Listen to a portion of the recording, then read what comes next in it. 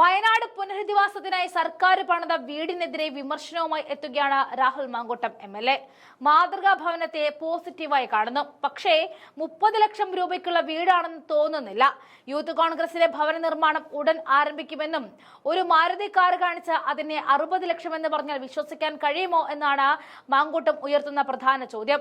Youth Congress പണിത് നൽകുന്നത് വീടിന് 8 ലക്ഷം രൂപയാണെന്ന് ഞങ്ങൾ പണ്ടേ പറഞ്ഞതാണെന്നും മാങ്കൂട്ടം കൂടെ ചേർക്കുന്നു. ജനപ്രതിനിധി എന്ന നിലയിൽ പാലക്കാട് നൽകുന്ന വീടുകൾക്കും ചെലവ് 8 ലക്ഷം മാത്രമാണെന്നും രാഹുൽ മാങ്കൂട്ടത്തിൽ പറഞ്ഞിട്ടുണ്ട്. മുണ്ടക്കെ ചൂരൽമല പുനരധിവാസവുമായി ബന്ധപ്പെട്ട് യൂത്ത് കോൺഗ്രസ് നടത്തിയ ധനസമാഹരണത്തിൽ പാളിച്ച ഉണ്ടായിട്ടില്ല എന്ന് രാഹുൽ അടിവരയിടുകയാണ്. ഓരോ അസംബ്ലി കമ്മിറ്റികളും എത്ര പണം അടച്ചു എന്നത് കൃത്യമായി തെളിവടക്കം വെളിപ്പെടുത്തിയിട്ടുണ്ട്. പണം സമാഹരിച്ച് തട്ടിപ്പ് നടത്തിയെന്നല്ല സംഘടനയ്ക്കുള്ളിലെ ആരോപണമെന്നും അദ്ദേഹം പറഞ്ഞു. ഓരോ മണ്ഡലം കമ്മിറ്റിക്കും അസംബ്ലി കമ്മിറ്റിക്കും നൽകിയിട്ടുള്ള സമാഹരിക്കേണ്ട പണത്തിന്റെ ലക്ഷ്യം നിറവേറ്റാനാകാതെ ചില കമ്മിറ്റികളുണ്ട്. അത്തരം കമ്മിറ്റികൾ ഇടുക്കിയിലുമുണ്ട്. അതൊരു സംഘടനാപരമായ വീഴ്ച എന്ന നിലയിലാണ് നടപടിയിലേക്ക് നീങ്ങിയിട്ടുള്ളത്. അത് ഏതെങ്കിലും ഒരു സുതാര്യത ഇല്ലായ്മയോ വെട്ടിപ്പോ അല്ല എന്നും രാഹുൽ വ്യക്തമാക്കി. യൂത്ത് കോൺഗ്രസ് പ്രഖ്യാപിച്ചിട്ടുള്ള വീടുകളുടെ തറക്കല്ലിടൽ ഈ മാസം തന്നെ രാഹുൽ ഗാന്ധി നിർവഹിക്കുമെന്നും 6 മാസത്തിനുള്ളിൽ പണി പൂർത്തിയാക്കുമെന്നും ഉറപ്പ് നൽകുന്നുണ്ട്. 770 കോടി രൂപ കിട്ടിയിട്ട് സംസ്ഥാന സർക്കാർ എന്ത് ചെയ്തുവെന്നും പ്രതിപക്ഷ നേതാവ് പറഞ്ഞതുപോലെ ദുരന്തബാധിതർ ഓരോരുത്തരും 1 കോടി വീതം നൽകിയിരുന്നുവെങ്കിൽ പോലും സർക്കാരിന്റെ കയ്യിൽ പണം മിച്ചമിരുന്നേനെന്നും രാഹുൽ മാങ്കൂട്ടം മാധ്യമങ്ങളോട് സംസാരിക്കുകയായിരുന്നു. മാങ്കൂട്ടത്തിന്റെ പ്രതികരണങ്ങളിലേക്ക് പോകാം. ആളുകൾ ഇന്നലെ പറയുന്ന ബൈറ്റും ഞങ്ങൾ അവർ പറയുകയാണ് ഈ വീട് ഇഷ്ടപ്പെട്ടു. എല്ലാം നഷ്ടമായ മനുഷ്യന്മാർക്ക് അതെല്ലാം വലിയ ആശ്വാസമാണ്. അവർക്ക് കൊടുക്കുന്ന എന്തും അവർക്ക് ആശ്വാസമാണ്. കാരണം ഇപ്പൊ ഞങ്ങൾ യൂത്ത് കോൺഗ്രസിന്റെ പ്രവർത്തനവുമായിട്ട് ബന്ധപ്പെട്ടിട്ട് ഞാൻ അവിടെ ഉണ്ടായിരുന്ന ആളാണ്. 27 ദിവസം അവിടെ ക്യാമ്പ് ചെയ്ത ഒരാളാണ് വയനാട്ടിൽ ദുരന്തവുമായി ബന്ധപ്പെട്ടിട്ട്. അപ്പൊ നമുക്കറിയാം ആ സമയങ്ങളിൽ ഇപ്പൊ അവർക്ക് ഈ മുണ്ടക്കൈ ചൂരൽമല പ്രദേശത്തെ മനുഷ്യന്മാരുടെ പ്രത്യേകത എന്താ? വളരെ നല്ല രീതിയിൽ ജീവിച്ച മനുഷ്യന്മാരാണ്. ഇപ്പോ നമ്മുടെയൊക്കെ നാട്ടിൽ 3 നില വീടുകൾ അത്ര സാർവത്രികമല്ല. മുണ്ടക്കൈ ചൂരൽമലയിൽ 3 നിലയുള്ള വീടുകളും ഉണ്ടായിട്ടുണ്ട്. അപ്പൊ അങ്ങനെ വെൽ ഓഫായി ജീവിച്ചിരുന്ന മനുഷ്യന്മാര് അവർക്ക് പാകം പോലും ആകാത്ത വസ്ത്രങ്ങൾ. ഞങ്ങളുടെ ഒരു ഓപ്പൺ മാർക്കറ്റ് ഉണ്ടായിരുന്നു. കാരണം അവിടുത്തെ ആളുകൾക്ക് ഒരു പ്രയാസമുണ്ട്. കാരണം അവിടെ പോയി ഒരു ബ്രെഡ് കിട്ടണമെങ്കിൽ എഴുതി കൊടുക്കണം. അത് വ്യവസ്ഥയാണ്, നിയമവ്യവസ്ഥയാണ്. ക്യാമ്പിൽ എഴുതി കൊടുക്കണം. അപ്പൊ ഇത് ബുദ്ധിമുട്ടുള്ള ആളുകൾ നമ്മുടെ ഓപ്പൺ മാർക്കറ്റിൽ, ക്യാമ്പിനോട് ചേർന്നിട്ടുള്ള ഓപ്പൺ മാർക്കറ്റിൽ വന്നിട്ട് അപ്പൊ പല വസ്ത്രങ്ങളും ഇപ്പൊ ചെരുപ്പ് അവരുടെ കാലിന് പാടുവിക്കാൻ ഉദ്ദേശിക്കുന്നില്ല. 24-ന് അങ്ങനത്തെ ആരോപണം ഉണ്ടോ എന്ന് എനിക്കറിയില്ല. ഞാൻ പറഞ്ഞത് നിങ്ങൾ വിലയിരുത്തുക. ഒരു വീട് കാണുമ്പോ നമുക്കറിയാലോ. ഒരാളൊരു മാരുതി സ്വിഫ്റ്റുമായി വരുന്നു. ആ ആള് പറയുന്നതിന് 50 ലക്ഷം രൂപയാവെന്ന് പറയുമ്പോ നമുക്കൊരു വിലയിരുത്തലില്ലേ? ആ വിലയിരുത്തൽ നിങ്ങൾ നടത്തൂ എന്നാണ് എനിക്ക് പറയാനായിട്ടുള്ളത്. അല്ല, ആ വിലയിരുത്തട്ടെ. ഞാൻ പറഞ്ഞല്ലോ, ഇപ്പം അതിനകത്ത് കടുത്ത ആരോപണങ്ങളിലേക്ക് ഞാൻ പോകാത്തത് ആ മനുഷ്യന്മാർക്ക് അതെല്ലാം ആശ്വാസമാണ് എന്നുള്ള പോയിന്റിൽ തന്നെയാണ് ഞാൻ ഇപ്പോഴും നിൽക്കുന്നത്. അവർക്ക് കിട്ടുന്നത് അത്രയും അവർക്ക് ആശ്വാസമാണ്. കാരണം നിങ്ങൾ മനസ്സിലാക്കേണ്ടത് ഇപ്പോ സാധാരണഗതിയിൽ വളരെ സാമ്പത്തികമായി പിന്നാക്കാവസ്ഥ ശീലിച്ച മനുഷ്യന്മാരല്ല. അങ്ങ് ആലോചിച്ചു നോക്കൂ. അങ്ങേക്ക് അങ്ങനെ വരാതിരിക്കട്ടെ, എനിക്കും അങ്ങനെ വരാതിരിക്കട്ടെ. ഇന്ന് രാത്രിയിൽ നമ്മുടെ വീടും നമ്മുടെ വസ്തുവും നമ്മുടെ സ്വത്തും നമ്മുടെ എല്ലാം നഷ്ടമാകേണ്ടി വരുന്നൊരവസ്ഥ അങ്ങൊന്ന് ആലോചിച്ച് നോക്കൂ. ഇട്ടിരിക്കുന്ന ഒരു വസ്ത്രമല്ലാതെ കാലിൽ കിടക്കുന്ന ഒരു ചെരുപ്പ് പോലും നമുക്ക് സ്വന്തമായി ഇല്ലാത്തൊരവസ്ഥയെ പറ്റി അങ്ങൊന്ന് ആലോചിച്ച് നോക്കൂ. ആ അവസ്ഥയിൽ നിൽക്കുന്ന ആളുകൾക്ക് ഇതെല്ലാം ആശ്വാസമാണ്. പക്ഷേ ഞാൻ പറഞ്ഞല്ലോ, മാരുതി സ്വിഫ്റ്റിന് 50 ലക്ഷം രൂപയാണ് എന്നൊരാൾ പറഞ്ഞാൽ നമ്മളൊരു വിലയിരുത്തൽ നടത്തില്ലേ?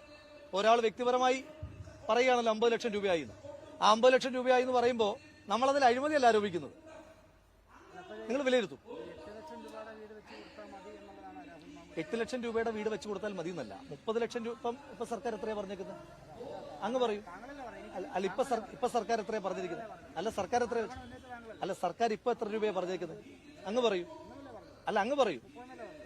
അപ്പം ആ രൂപയ്ക്കുള്ള സർക്കാർ പറഞ്ഞിട്ടുള്ള ഇപ്പൊ 30 ലക്ഷമാണെങ്കിൽ 30 ലക്ഷം, 20 ലക്ഷമാണെങ്കിൽ 20 ലക്ഷം, അതിനുള്ള വീടുണ്ടോ ഇല്ലയോ എന്ന്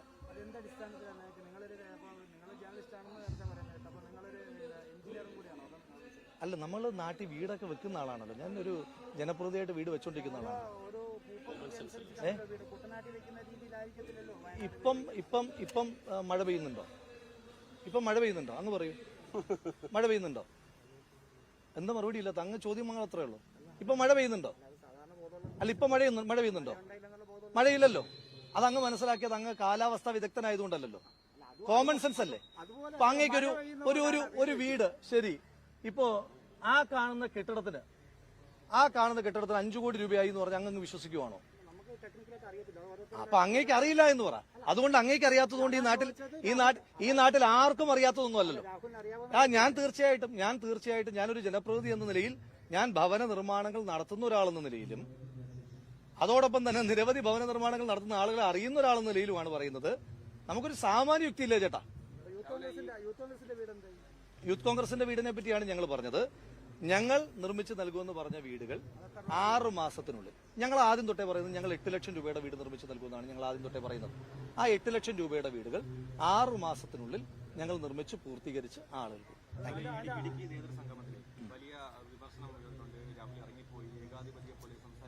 ഇപ്പൊ അങ്ങ് ഒരു മീറ്റിംഗ് കണ്ടില്ലേ? ഇപ്പൊ നിങ്ങളെല്ലാം വെളിയിൽ നിൽപ്പുണ്ടായിരുന്നല്ലോ. അതുകൊണ്ടാണ് ഞാൻ മീറ്റിംഗ് കഴിയുമ്പോൾ തന്നെ ഞാൻ ഇങ്ങനെ ഇറങ്ങി പോകുന്നത്. ഈ മീറ്റിംഗിൽ ആരെങ്കിലും എന്നെ വിമർശിച്ചോ? അപ്പൊ ഈ മീറ്റിംഗുകൾ എന്ന് പറയുന്നത് ഞങ്ങളുടെ സംഘടനാ റിപ്പോർട്ടിംഗ് ആണ്. ഇപ്പം ഞാൻ നടത്തിയതുപോലുള്ള സംഘടനാ റിപ്പോർട്ടിംഗ് ആണ്. ഇത് കഴിയുമ്പോൾ ഞാൻ അടുത്ത ജില്ലയിലേക്കാണ് പോകുന്നത്. അപ്പൊ അവിടെ എങ്ങനെയാണ് വിമർശനം? ഇനിയും ആർക്കെങ്കിലും സംഘടനയ്ക്കൊക്കെ തന്നെ വിമർശിച്ചോട്ടെ. പക്ഷെ എങ്ങനെയാണ് വിമർശിച്ചത് എന്ന് നിങ്ങൾ പറയണം. ഇപ്പൊ നിങ്ങൾ അതുകൊണ്ടാണ് സാധാരണഗതിയിൽ ഇന്നലെ വരെയുള്ള മീറ്റിംഗുകളിൽ നമ്മൾ ആദ്യമേ തന്നെ ഈ മാധ്യമപ്രവർത്തകർ, ഇത് കാരണം ഇൻഹൌസ് മീറ്റിംഗ് ആണ്, ആദ്യമേ തന്നെ മാധ്യമപ്രവർത്തകരെ ഒഴിവാക്കും. ഇന്ന് മാധ്യമപ്രവർത്തകർ കൂടി ഇരുന്നോട്ടെ എന്ന് നമ്മൾ തീരുമാനിച്ചത് നിങ്ങൾക്ക് നേരിട്ട് ബോധ്യമാകട്ടെ. എങ്ങനെയാണ് അല്ല, ചർച്ചകൾ എന്ന് പറയുന്നത് സംഘടനാ റിപ്പോർട്ടിംഗ്. ആ റിപ്പോർട്ടിംഗ് ഞാൻ നടത്തി കഴിഞ്ഞു. ഇനി ഞങ്ങളുടെ ഒരു മീറ്റിംഗിന്റെ ഘടന എങ്ങനെയാണ് എന്ന് ഞങ്ങളല്ലേ തീരുമാനിക്കുന്നത്. പിന്നെ ഇനി 2, ഇപ്പോ ഇടുക്കിയിൽ അങ്ങനെ നിങ്ങൾ വാർത്ത കൊടുത്ത പോലെ വാർത്ത ഉണ്ടായിട്ടില്ല. പക്ഷേ ഇനി സംഘടനയ്ക്കകത്ത് ഒരു സംസ്ഥാന അധ്യക്ഷൻ വിമർശിക്കപ്പെടാതിരിക്കാൻ ഇതങ്ങനെ ഒരു ഏകാധിപത്യ സംഘടനയല്ല. നിങ്ങൾ കൊടുത്ത വാർത്തയ്ക്കകത്ത് തന്നെ പ്രശ്നമുണ്ട്.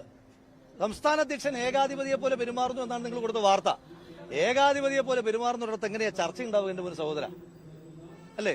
അത് ന്യായമായൊരു ചോദ്യമല്ലേ? ഏകാധിപതിയെ പോലെ ആൾ പെരുമാറുന്നിടത്ത് എവിടെയാണ് ചർച്ച ഉണ്ടാകുന്നത്, എവിടെയാണ് വിമർശനം ഉണ്ടാകുന്നത്?